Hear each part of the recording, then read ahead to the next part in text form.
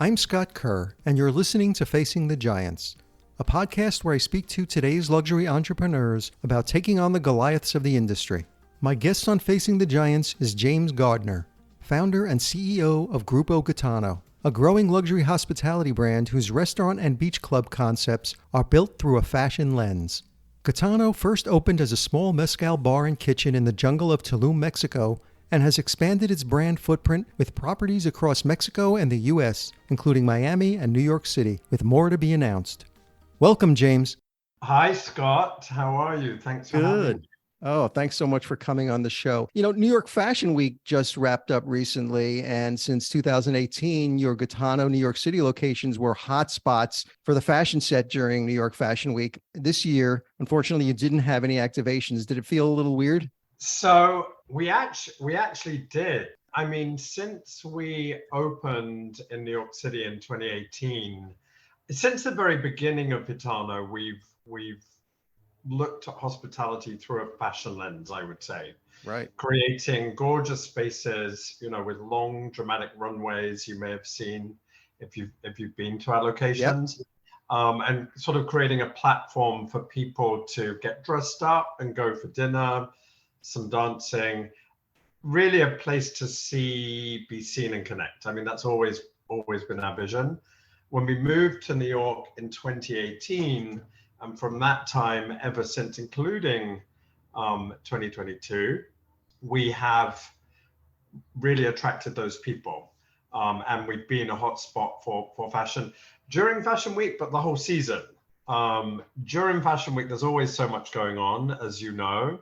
And we have hosted different dinners and so forth. So, I mean, I would say that, that's an important part of what we do.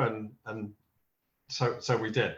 You know, like many founders I've interviewed on Facing the Giants, your professional chapters before launching your own company were telling a completely different story. And the chapters in your narrative covered Wall Street, fashion, and now hospitality. Can you share with my listeners a little bit about your career journey before and leading up to launching Gitano?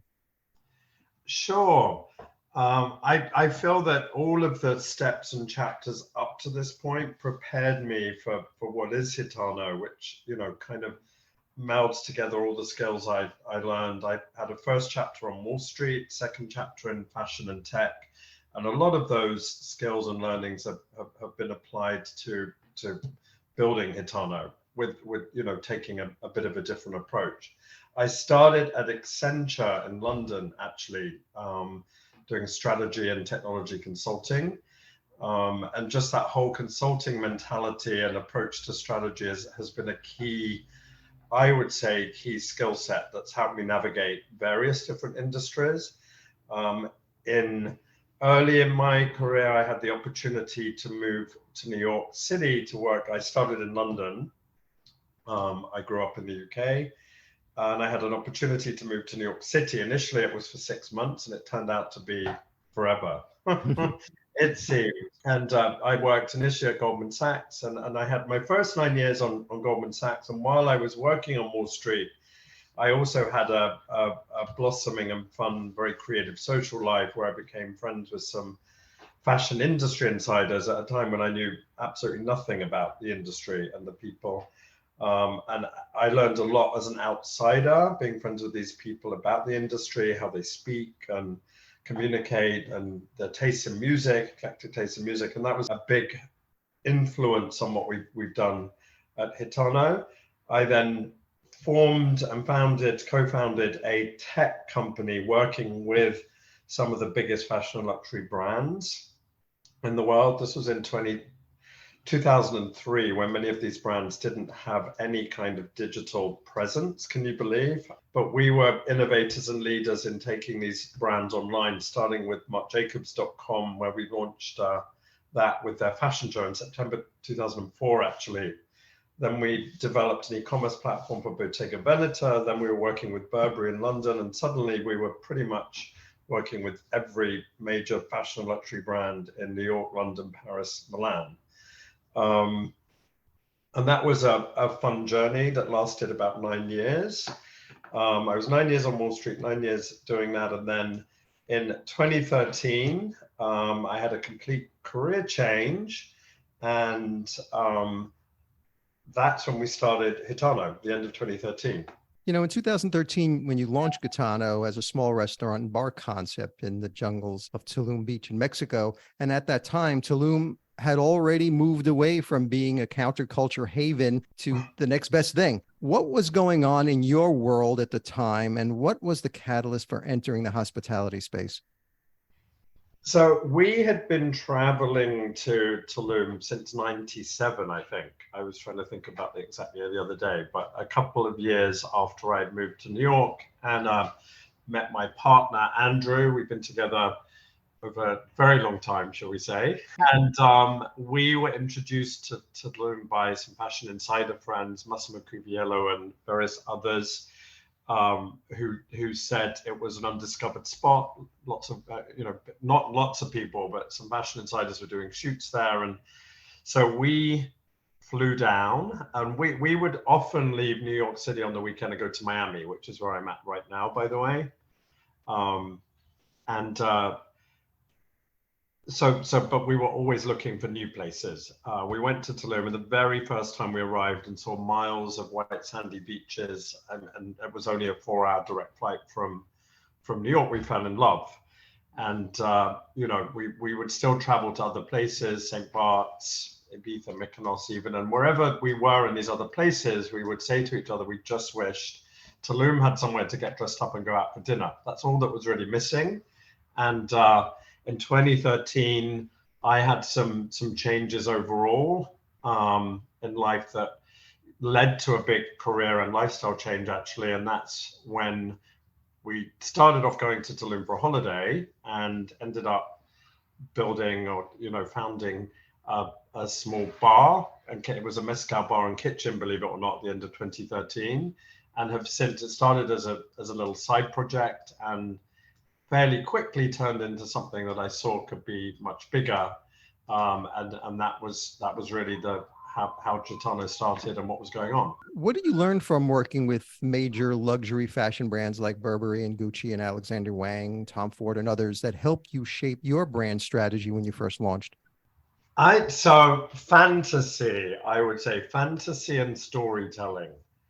And the importance of creating a strong and lasting emotional connection with the consumers. These brands are very good at doing, or they were very good at doing this offline in the real world, but not necessarily at that time so good in the digital world. I mean, now obviously they're great at it. I mean, lots has changed since then, but that building that emotional connection through storytelling and fantasy was, I would say, my key takeaway and key strategy for Gitano. These brands are also very good at what separates a good brand, and especially a good luxury brand, is an obsessive and very disciplined focus on quality and details, and everything from the product to communication at every touch point. So I think that was another key takeaway. People really underestimate how difficult it is to start and run a restaurant successfully. It's very challenging business with many moving parts. And coming from a completely different industry, what were some of your biggest challenges in getting Gitano Tulum off the ground and maintaining relevance among these influencers and celebrities and fashion icons who were really your core clientele?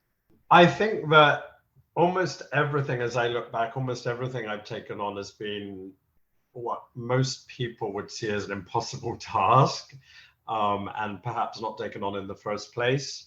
Gitano NYC, I don't think any professional with hospitality experience in the city would have taken that on. But I do believe strongly in the power of a beginner's mind. And I think what I've brought to the table is taking that with a real beginner's mind in terms of, for example, hospitality, both in Tulum at the end of 2013 and certainly hospitality in NYC 2018. So I've come with a beginner's mind, which allows you to ask any question. There's no stupid question, which is quite powerful. Mm-hmm. Mixed with this passion and drive that I have to not only succeed, but do things differently. So when we first opened Tulum, as I say, it was a sort of a side project, but complicated with many challenges in the jungle. It's literally born in the jungle. with no infrastructure, no power, no relationships with liquor suppliers. I remember in the early days driving back and forth to Playa del Carmen, which is almost an hour from Tulum, to personally go and buy bottles of mezcal and tequila and champagne. You know, we had power cuts almost every night. I mean, there were so many jungle problems, I would say, back in those early years, and we were very hands-on in those days. It was literally my first experience working in a restaurant, and you know, and owning and running and trying to build. Drew, my other half, by the way, while I was on Wall Street, and when we first met, he was a model artist, but also worked at Boulay. Do you remember Boulay, David Boulay? Yep. Number one restaurant in New York for years, Michelin star. He worked there for several years with David Boulay and Dan Barber, and he would come home sometimes crying because it was such a militaristic sort of environment.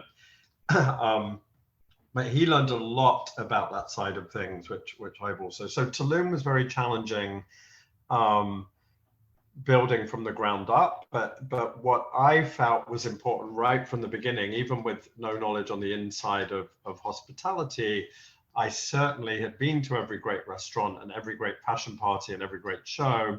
And I knew that that's what we had to bring to Gitano from the start, speaking to the right crowd from the beginning. And that's where I had the idea to buy a giant disco ball in New York City and make a pink neon sign in New York City and fly a DJ friend down, Armand Nafi from New York City, who was himself a fashion insider. We put them all on a plane to Tulum and basically had an opening party on December 20th, 2013.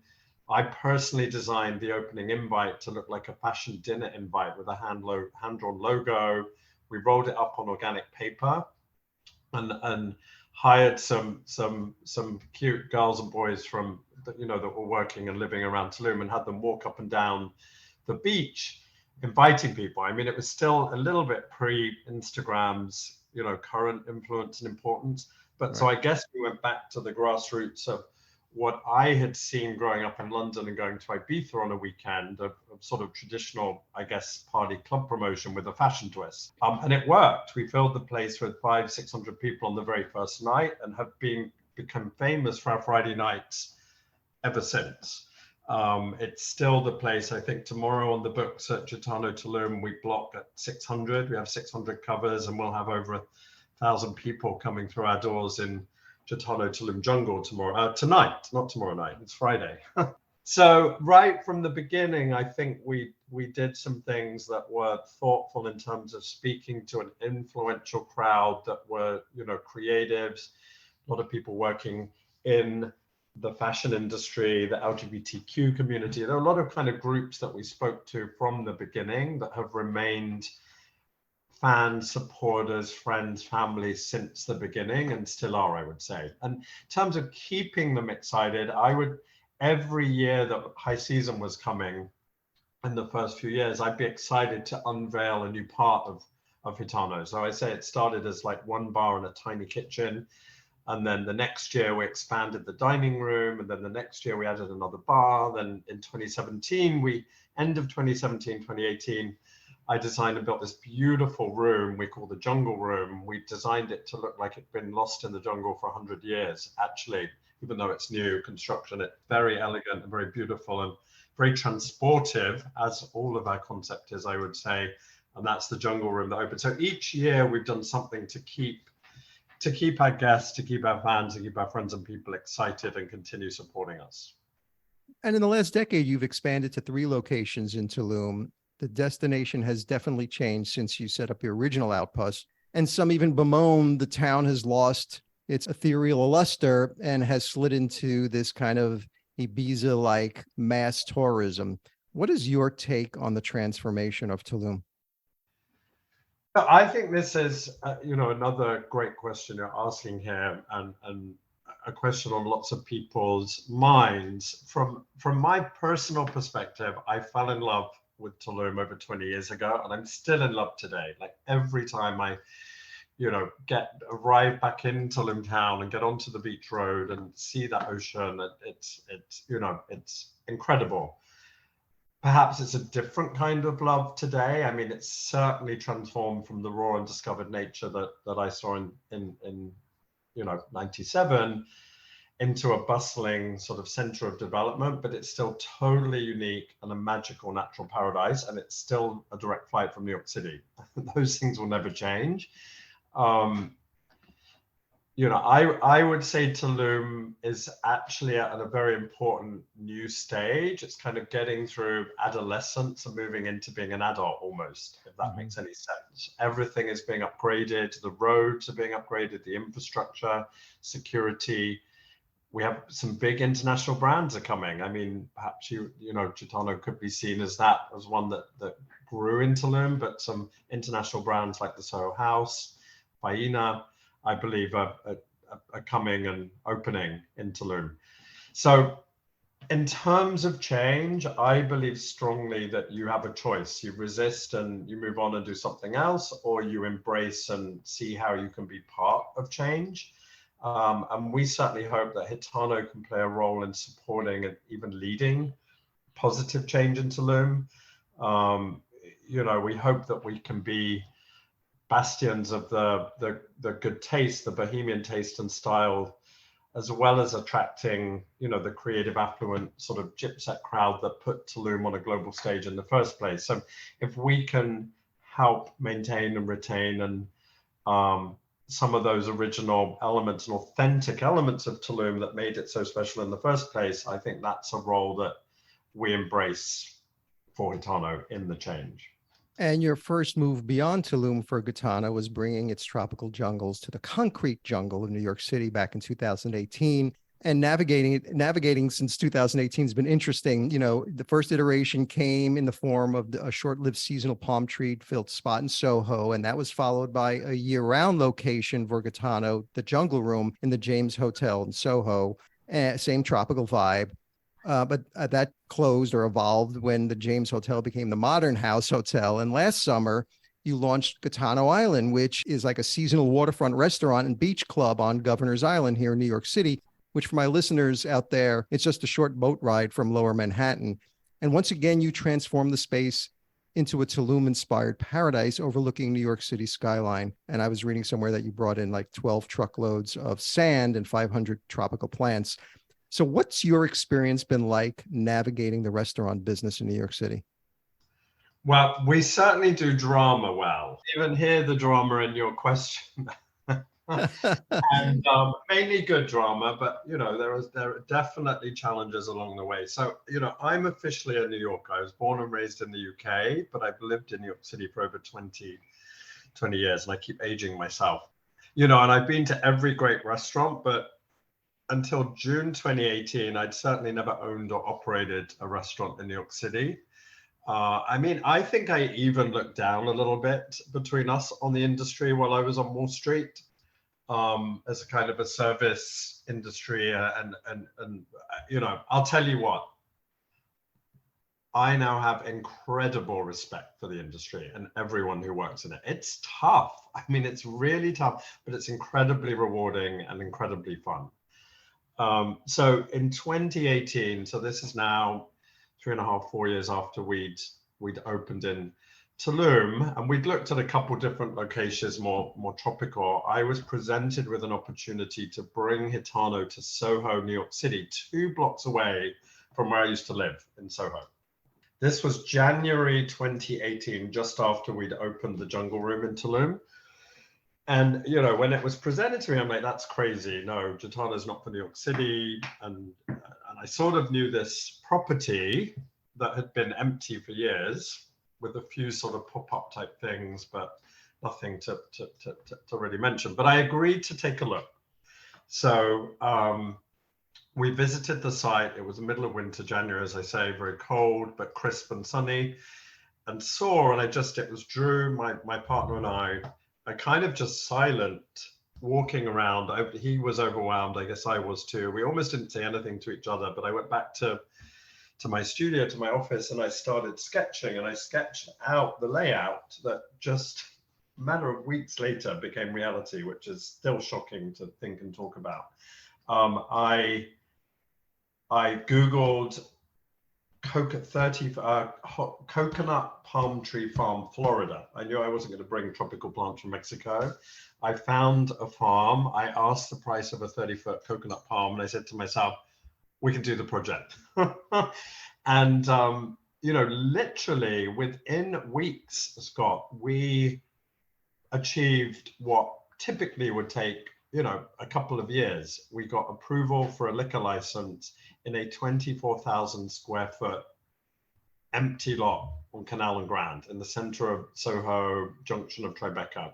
We designed and built a 450 seat restaurant, full service. I mean, it wasn't a pop-up, by the way. People called and thought of it as a pop-up. It was a full scale, full service, connected to city main water and sanitary and electricity. All of those things we had to do as part of the project to bring under the street and to the site. I mean, it was incredibly enormous, complicated project that we did in a matter of weeks, and we opened the doors officially on so January I went to the site. February we kind of sketched out ideas. March we went to the community board. April and May we designed and built and shipped everything in Tulum, kitchens in California, main tent from Canada, or lots of different places all came together onto the site end of May, June. We hired 100 people in a couple of weeks, and we opened our doors officially. I walked in with Chloe Sevigny and for an opening party on June 20th, 2018. It was absolutely insane. That was the moment, and everyone looked at this saying, wow, how did that just happen? We changed the New York skyline with palm trees, and there's this restaurant. And the first year was very challenging, for sure.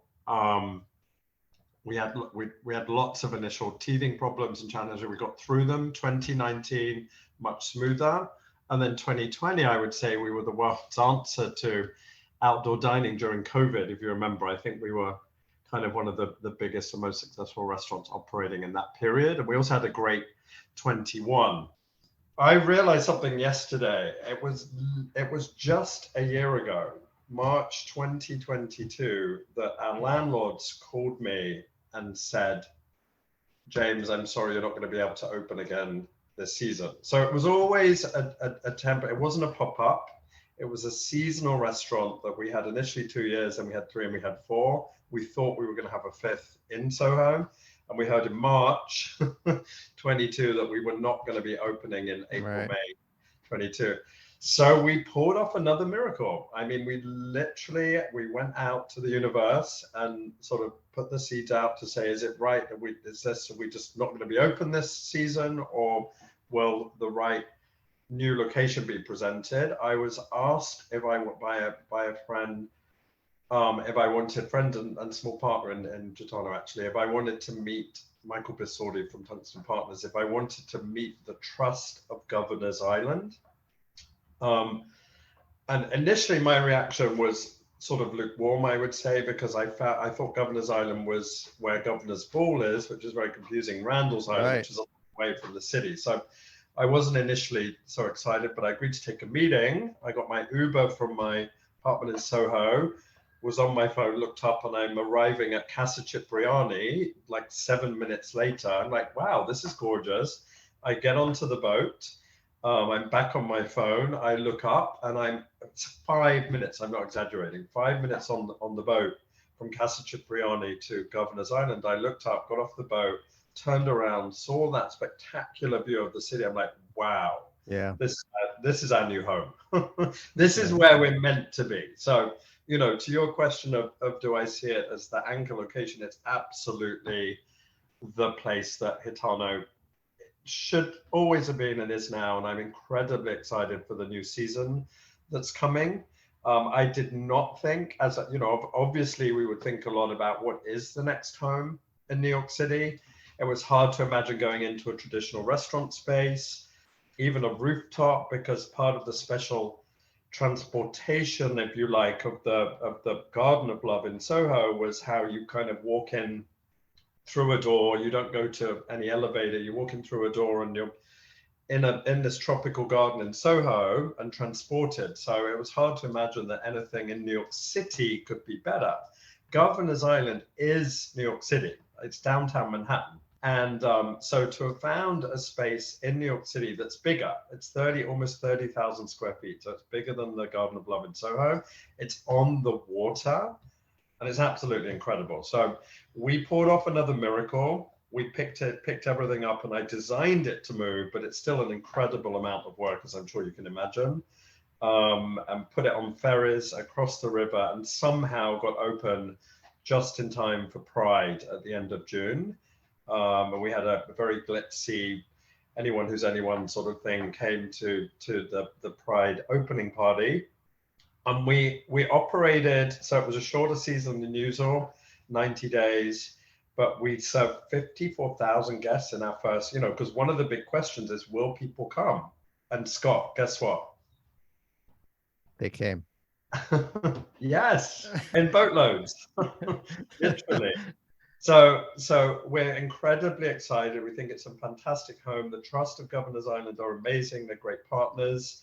And we're really, really looking forward to reopening our doors with a preview May 1st, we hope.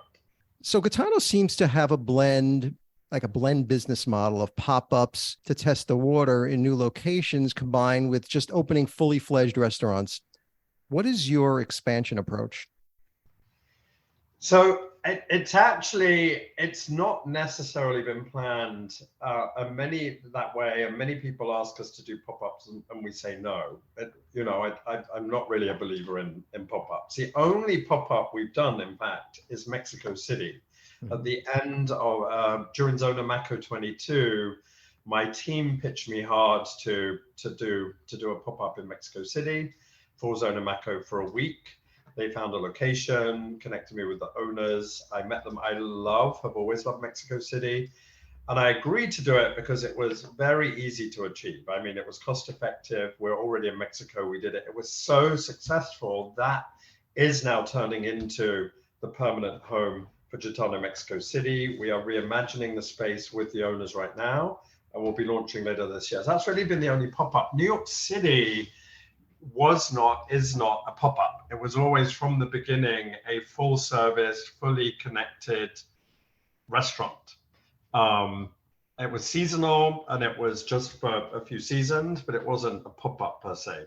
Another one of the brand's endeavors is in retail. A couple of years ago, you partnered with GQ fashion director Luke Day to launch Souk Gitano, which is a retail experience which you called a multi-brand marketplace curated for world travelers. Can you talk about that retail concept, and is it part of your plan to turn Gitano into this lifestyle brand? When we first started way back in 2013-14, I had fresh in my mind, having been working with brands like Burberry and Vuitton and Gucci, and how these brands were creating lifestyles around their product. The art of the trench, the Burberry platform was very successful at connecting influencers, showing themselves off in their trench coats. So I had this very strong feeling right from the beginning that hospitality, and in particular, a restaurant and bar in the jungle in Tulum, is a lifestyle. And how interesting, it's an actual Tulum nomadic with Gitano sort of adding a bit of glamour on top of that, an actual lifestyle. And I wondered right from the beginning how we could do it the other way around. So a luxury brand as a product and creating a lifestyle, but this is a lifestyle. What if we create product around that lifestyle?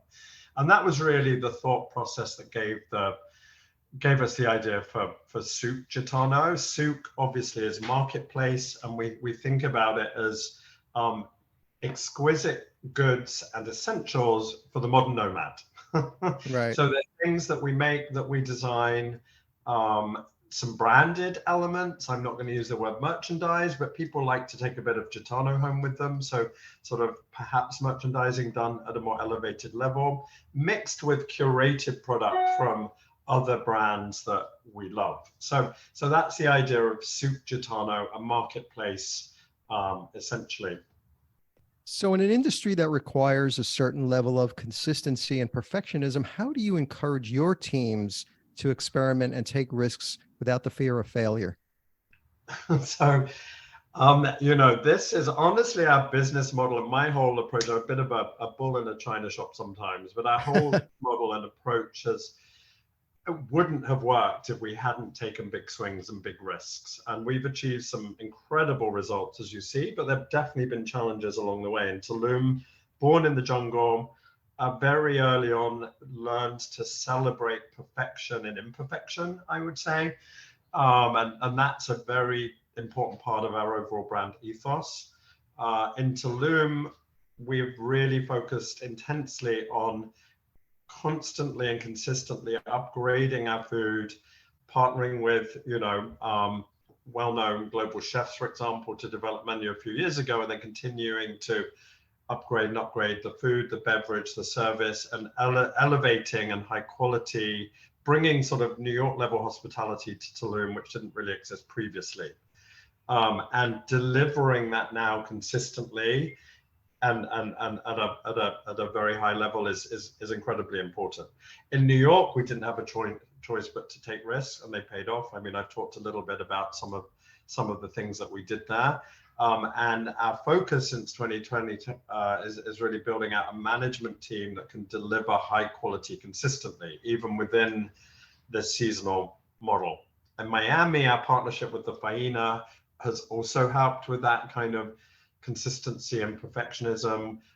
We hired, when we opened in 2019, an incredible chef, Antonio Maldonado, our executive chef, who has really upgraded the quality and perfection, if you like, of our food in not only Miami, but in New York and Tulum. It's been said that there are three things you can scale. That's product, service, and feeling. And it's the feeling that's the trickiest. So how can you scale a feeling with Gitano? So first of all, I mean, scalability, having worked in technology and Wall Street, is something I really think a lot about. And high-end hospitality is notoriously hard to scale easily and well because it's so people-driven and based.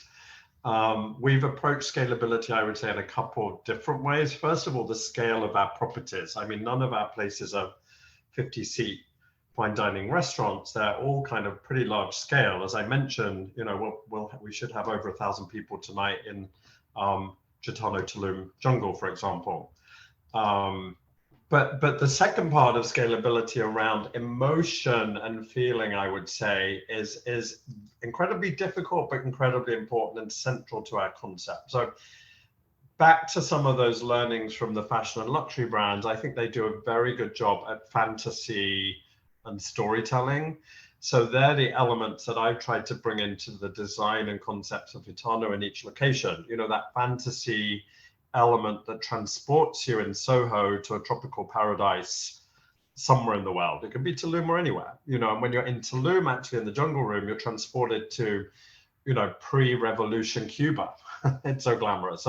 So that fantasy creates an emotional connection that I think is actually scalable, as we've shown in what we've done in New York versus Tulum.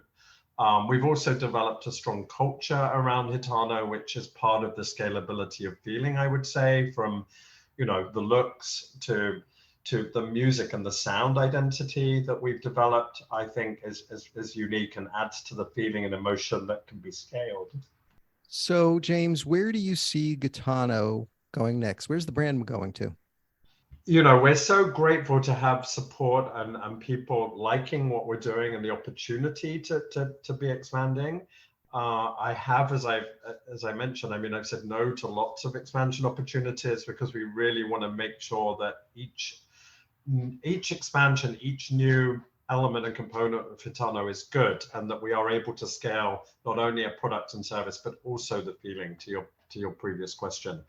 Since the early days, people have said they want to stay with us. They want to sleep with us. They want Gitano to offer full hospitality. So launching Casa Gitano is our next big priority. We're focused on expanding our offerings in Tulum, Miami, and New York City, but I can't say much more than that for now. We are looking at other locations. We see Gitano working in LA to Dubai to the south of France even, and certainly potentially Ibiza or Mykonos. But watch this space and all will be revealed. We're looking forward to it. James Gardner, founder and CEO of Grupo Gitano, thank you so much for coming on Facing the Giants. Thank you for having me. That was fun. And see you in Gitano Island.